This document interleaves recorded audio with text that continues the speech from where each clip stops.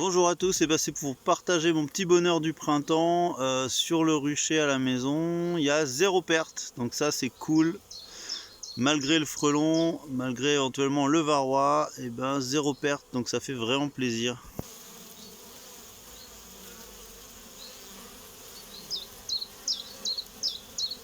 Voilà, donc je vous partage ça parce qu'en fait c'est assez rare d'avoir vraiment aucune ruche qui meurt en hiver.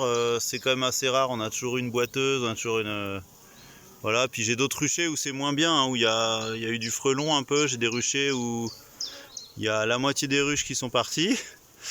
Mais là à la maison c'est pas mal du tout. Je suis très content. On a vraiment une belle activité, c'est cool.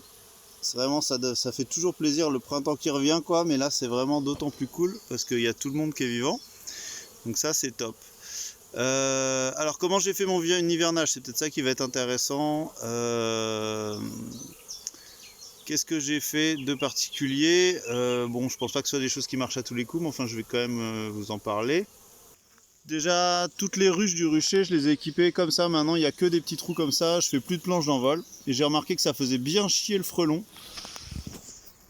Le frelon, ça l'emmerde pas mal du tout. Donc ça, c'est cool. Je pense que ça a bien contribué. Je peux réduire éventuellement en bougeant le rond. Je laisse la place que j'ai envie. Donc ça, c'est assez cool. Je pense que ça a bien aidé.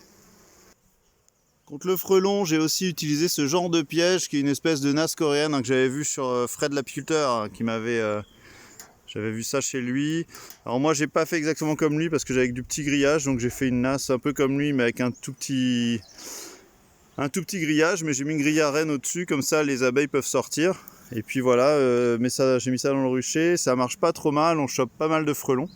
Donc entre mes petites entrées là pas énormes et ce genre de piège, ça a pas trop mal marché. Bon, j'ai fait un peu de raquettes de badminton aussi, mais bon, voilà.